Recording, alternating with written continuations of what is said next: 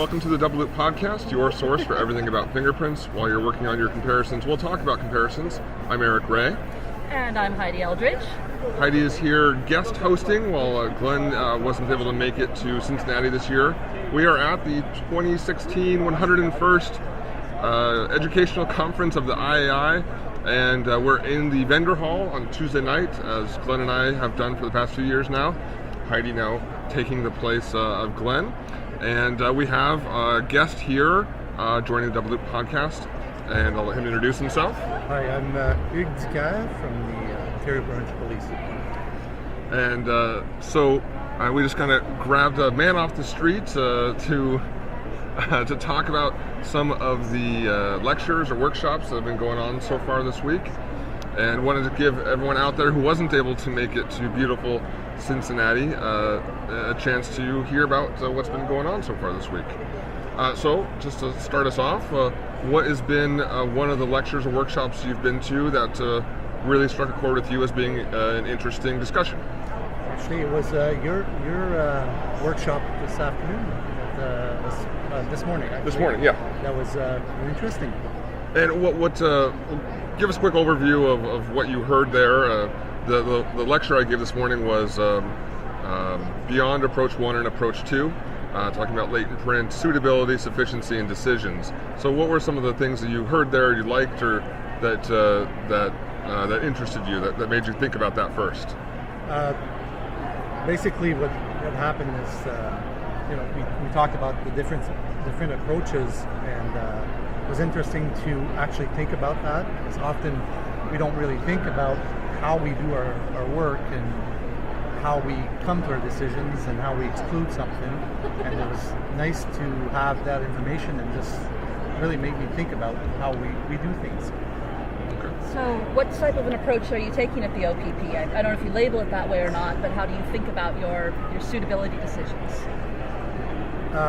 When we first started the presentation, I was thinking we kind of used an approach 1, but as we talked about it, I kind of found that I think we do a mashup of the two, and we kind of more able to make our own decision and how we analyze things, how we exclude things. So it's kind of a mashup between the two of them, and I think that's good. Yeah, that was one of the whole points of the lecture I was trying to get to, was that it's really not one or the other, but some sort of combination of both, or just answers to different questions in general that agencies should consider instead of just choosing one or the other. Do you think that some of this discussion is going to continue back on in Ontario? I think so. I think we'll be able to talk with my colleagues and bring forward the information I received and talk about it and come to the different conclusions how we should do things. Okay. Heidi, do you have any additional thoughts on that lecture from this morning? Yeah, I mean, I enjoyed the lecture a lot. It's something that, Eric, you and I have talked about before, and I think we've both sort of preached to people about this separately, but I think that there's a distinction to be made that people haven't really thought about very often. The difference between the suitability for exclusion versus the suitability for identification isn't so much that one is a higher threshold than the other, but it's more that they have different criteria entirely. When you're thinking about whether something is suitable for identification, you're taking that rarity or specificity of features into account. But when you're thinking about an exclusion, you really don't care how rare a feature is. You simply care whether you're certain it's there or not. So I think that that's really a basic fundamental difference between the two that people know is true but don't really think about in those terms. So I think it's important to start really picking out the criteria that we need for these two actually quite different suitability decisions. And yeah, that was one of my hopes that people took away from that, is that identification and exclusion, very different, need to be measured differently. Now, I do want to move on to talk about other topics besides mine as well, but I do have to mention one thing that really, really surprised me during the lecture. Kind of on a whim, just for not planning ahead, I asked the crowd how many people tend to operate in general under Approach 1. And about, 40% or so of the people in the room of 100, 120, 130, somewhere around there. Maybe a few more. raised their hands. And then I asked about approach 2, and the other 60% raised their hands. So then I continued on in my lecture, and I talked about some of the problems with approach 1 and some of the benefits of approach 1, and then also the problems and benefits of approach 2. And at that point, again, I was like, oh, I got an idea for a question. It was really spur of the moment. I asked, how many people, if you could choose what your agency did, would choose to be approach 1? And 2 people raised their hands. Of this whole entire room, only 2 people. And one of them was a very half-hearted sort of raise. It was like a mini raise. There was one very hand-up, emphatic raise of hand, but and then I asked about who would choose to be approach 2, and about 75% of the people then raised their hand. So there were some abstains, but I was floored. I could not believe that only 2 people in that room raised their hands, basically volunteering to be approach 1. And one of them, I believe, was a retired examiner. So I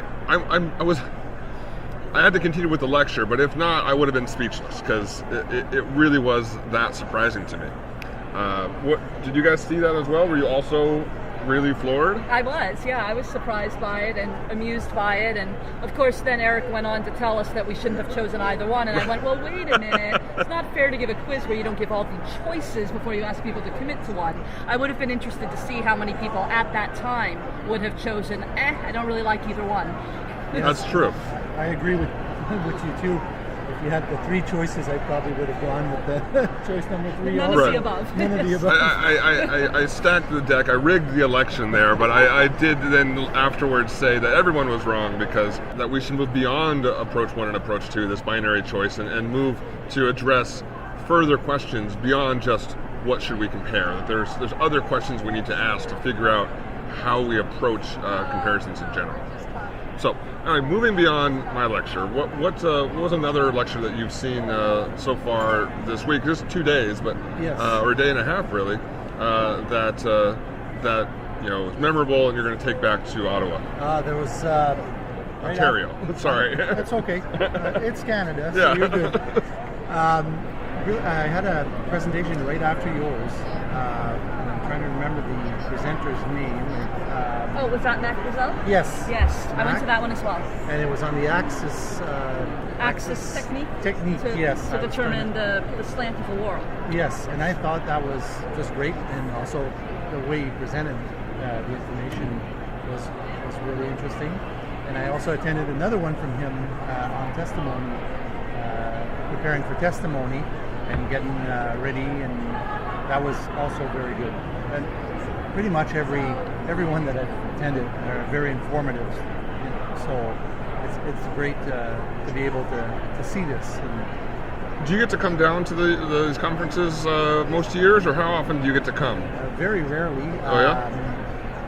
Probably like every other forces, there's budget restraints, there's distance, we can't always travel that far, so I think we don't send that many. We are only 2 from the OPP that were sent on this conference, and from the years before, I'm not even sure if there was one that was sent. But it's a great opportunity to learn and to bring back information for everybody. So yes, hopefully we can continue to do these things and be able to come down. So now I'm curious, as our neighbors to the north, so is it considered problematic from the OPP's perspective that they're sending people to another country, or is it simply a distance and cost thing? Because down here, many of the agencies, if there were, say, a conference in Canada, they would say, well, you can't do that because it's international travel, even if we're talking about from Washington State up into BC, where it's a half-hour drive. I say, well, you're in another country. So do you guys have that same issue come up? I think it's part of it. It's not a big issue. We just need authorization to travel. I think mostly it's budget and also manpower issues. Right? We need to assure that everybody's there to do the work and without impacting. If somebody's here, that impacts the other people working. So I think in that case, but I think it was just mostly a budget issue, and there's so many places you can go and so many conferences you can do. So at one point we've got to make sure that. But the traveling part of it is something to consider. All right. Well, thank you very much for joining us here at the Tuesday night wine and cheese night. Hopefully, you can get some more of both wine and cheese and enjoy the rest of the week. And I think you said you haven't listened to the podcast before, right? But you do plan on starting here now that you're going to be a featured interviewee on the podcast. Yes, that's true. I guess after their course or the lecture this morning, I planned on listening, so it just makes even more incentive to go listen now that apparently I'm going to be on it. There you go. Absolutely. All right. Thank you again so much for joining us, and we will see you around the conference this week. All right, welcome back. We have another guest joining us from the IAI 2016 Educational Conference in Cincinnati. So go ahead and introduce yourself to all the listeners. Hello, I'm Christina Amendola with the Worcester Police Department in Worcester, Massachusetts. All right, welcome to the podcast. Now, I met you first in Florida last year, a year or two ago. Is that right? Yeah, about 2 years ago, in 2014. Right, and you were introduced to the podcast through a teacher at college, right? Yes, my professor David Tate, who is a latent print professor at Syracuse University, he introduced our entire class to the W podcast, and I became hooked. Big thumbs up to Dave out there for getting a whole new generation of forensic scientists introduced to the most popular fingerprint and latent print podcast in the world. Anyway, you said when I came up to you, asked you to be on this episode of the podcast, that this was your first international IAI conference. Is that right? Yes. So, what do you think so far? Well, first I just want to say thank you so much for letting me, speak on the podcast. Great opportunity. This is a very big conference. It was a little intimidating at first coming here, but definitely, a great experience, learning a lot of things. It's just, it's the second day and my brain's about to explode with knowledge. But I took a couple of workshops so far. I took a latent print testimony workshop with Heidi. And also I've taken a making optimal decisions in latent print identifications and exclusions with Tom Busey and John Vanderkolk.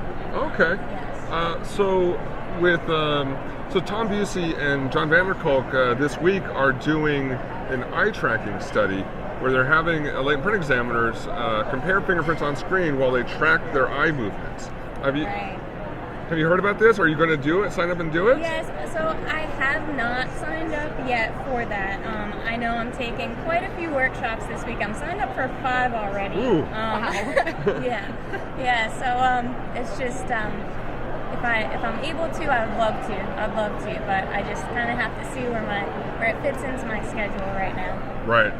It's always very exciting to see when a major study comes out and you go, I was part of that, my data's in there, so I definitely recommend you get involved if you can. And you always think, no, I was one of the ones that got everything right. I wasn't one of the people that had an error in that study. I didn't fall for the nefarious tricks of Glenn Langenburg or whoever was doing this study. Right. So talk about Heidi's testimony workshop. What did you think of that, or what are you taking back to Massachusetts from that 4 hours? Well, so I haven't actually testified yet in court on a latent print case. I've only done one testimony, and it was on a quick major case. I rolled major case prints. So this is, definitely some new terminology and new things to think about,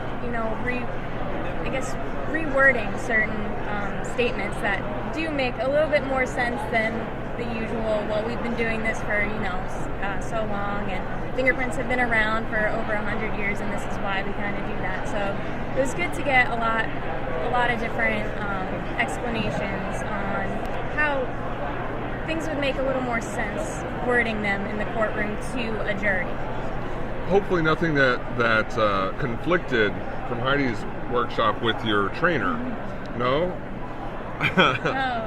No, my trainer is excellent. Okay. I've seen her speak a couple times in court, and I mean, she does a phenomenal job. I do believe that's your supervisor standing on the other side of the desk. Is that right? Yes. Okay. Very good job then. You have to. You'll notice that I didn't ask if I taught her anything different from what her trainer had taught her. Always good to praise your supervisor, at least until you get fully signed off to do casework, and then you can start disagreeing with things. Not that this would ever happen here, but I fell into the trap. Okay. No, I remember when I started, it was about even 3 or 4 years before I went from when I started doing casework, about 3 years, until I actually testified to a latent print comparison. I had done some 10 print comparisons and testified to that beforehand, but for the latent one, it does take some time to kind of get your reports out into the world before finally someone calls and asks you to testify. So now, after these 4 hours, are you ready? Yes. No, it really does help. I think it not just hearing it, but hearing it over and over again, and then actually practicing saying it to people over and over again, so that it really does come out smoother by the time you get in front of a jury. On the other hand, my trainer always also said, "You're going to be the smartest dude in the room, so don't worry about that, because you're going to know way more about this topic than anyone else listening. They're not even going to know if you mess up a little bit." I was just going to add that one of the things that I try to emphasize to people is that you've got to spend time thinking about these things and thinking about what you might say, but it's not the same as necessarily practicing saying it verbatim, because if there's one thing that I hate, it's the canned response on the stand, because I think that the jury, they pick up on that. If it sounds like a script, if it sounds rehearsed, it sounds fake. So it's nice to just think about how you would say it and maybe practice the concepts, but not necessarily walk in with your memorized line, because especially as soon as you get nervous, the first thing you do is forget your lines. Right. So you were in a workshop with Tom Busey and John Vanderkolk. What was the emphasis of that workshop? So that workshop was called Making Optimal Decisions, and basically it was going through a bunch of latents and kind of determining whether they were, if you would exclude them, if you would identify them, and then within those areas, were you more likely to identify, more likely to exclude, or would you tend to identify or tend to exclude? It was kind of a little different than what I'm used to as far as casework, and it really made me think at first, how am I going to answer these? Being such a new examiner, it really kind of made me stop and think, do I want to make this? I'm pretty sure this is an identification, but I was going towards more in the spectrum of excluding, which I don't know. It really made my mind turn for a little bit, but it was a great class. So just to clarify, you were doing actual comparison exercises, and whether you were identifying, it wasn't deciding if it was a value for identification. Yes, it was actual comparison exercises where you had to identify or exclude or somewhere in between. All right, well, you'll get more of those, because you said you were coming to my workshop on exclusions later in the week, so you'll get more of that to play with. All right, so we're just about to start talking about lectures from so far this week. Took a little pause to kind of talk it out, make sure we know what we were going to talk about, and we had someone join in the conversation. So introduce yourself to the listeners. My name is Jenna Alimberti, and I am a certified latent print examiner with the Worcester Police Department in Massachusetts. All right, another Massachusettsian? Sure. Massachusettsian. I like that word. All right, so we're talking a little bit about, again, approach 1 and approach 2, so we're going to revisit this topic. And the first question came up is, well, what are we? Because you, Christina, that was your question to your trainer, was, well, which approach are we operating under right now? Right. So to go ahead and explain how are you approach 1 but not quite approach 1, or 2 but not quite 2? So we have a conclusion called IDFI, which stands for insufficient detail for identification. which pretty much means that there's not enough information there that you can identify the print. And in parentheses, it's but may be possible to be excluded. However, we don't usually make those exclusion conclusions unless asked by an investigator, could someone be excluded? So kind of like approach 1, you don't bother comparing those prints, but more like approach 2, you acknowledge that they have potential value and you put that in the report. So it's kind of this in between. It's very much what we do in Arizona as well, where it's not quite 1, not quite 2. It's our own kind of thing, which was the point of the lecture. Is don't just adopt one fully or the other fully, but think through these questions for all these different kinds of situations to see what works best for our agency and for the resources that we have. So, Christina, is Worcester, is that the first agency you worked at? No. Previously, I was down in Florida at the Brevard County Sheriff's Office. Down in Florida? Yes. Okay. So what was the approach down there? Was it different than what you're doing at Worcester? Sorry, I was corrected quietly about how to pronounce it. Now I'm going overboard. So yes, I've insulted people from Worcester all the way to Illinois. There's a lot of silent letters. It's okay. It's okay. So what was it like? What was it like more in Florida? In Florida, it was more of approach 1. We were labeled an identification unit, and that was pretty much our ultimate goal, was to make those identifications. So when you came across this latent, where you're like, it's not good for ID, but it's potentially a value for exclusion, you guys just wouldn't even bother looking at that at all? Yeah. So is it difficult making that adjustment, moving up to Massachusetts? No, not really. I think right now our lab operates very efficiently, and our terminology that we use there, just really makes sense. I really think we do things pretty well. All right. So Jenna, anything else that you got out of that approach 1, approach 2 lecture? I didn't attend that one, unfortunately, but I actually went to so we're in Ohio, and I thought that seeing the Ariel Castro lecture this morning would be really interesting. And yeah, it's really there's a lot of media attention, so you get the inside scoop, and that was where I was this morning. Yeah, really I knew that. when I first saw the schedule and saw that I was up against that one that I was going to be dealing with a limited audience. But so what were some of the interesting things that you found out about the case from that lecture? So they pretty much took us through the crime scene. So they didn't really explain. They said that it wasn't really for investigators where you're looking to see how the lead happened and the whole thing, but it was from a crime scene investigator point, which isn't my number 1 responsibility, but I mean, it's still pretty interesting. So, they talked about the different rooms and how they corroborated the victims' stories of this 10-year capture with the physical evidence that was there, and they would be interviewing them, and they said, for the first weeks, months, they had no idea that they were tied to this thing with a inner tube, and then they would show a photo that it was still there, and so it was pretty much like the suspect he confessed to everything, but it was interesting to see this house and how they pretty much ripped it through top to bottom, and it was weeks of work. It's pretty interesting. Yeah, I was talking to someone about that case earlier, and I wasn't able to make it to that particular lecture, but I thought it was an interesting idea because as far as crime scenes go, it wasn't really a typical crime scene because there's nothing that really needs proving. We know it was his house. We know he was living in the house. We know the girls were in the house. There's no I wasn't aware they were there. This is all pretty obvious.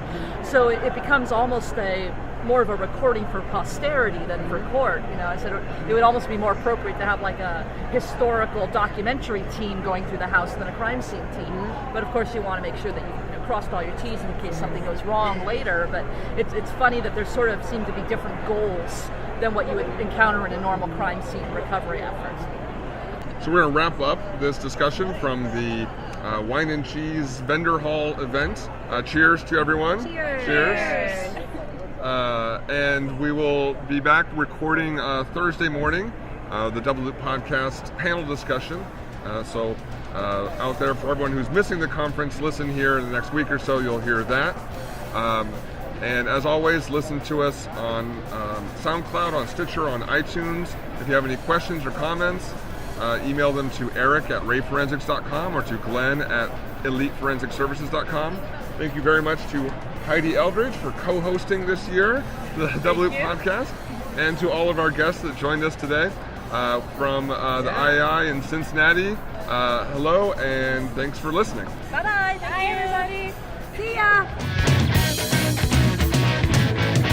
Music on this podcast courtesy of Blue Wave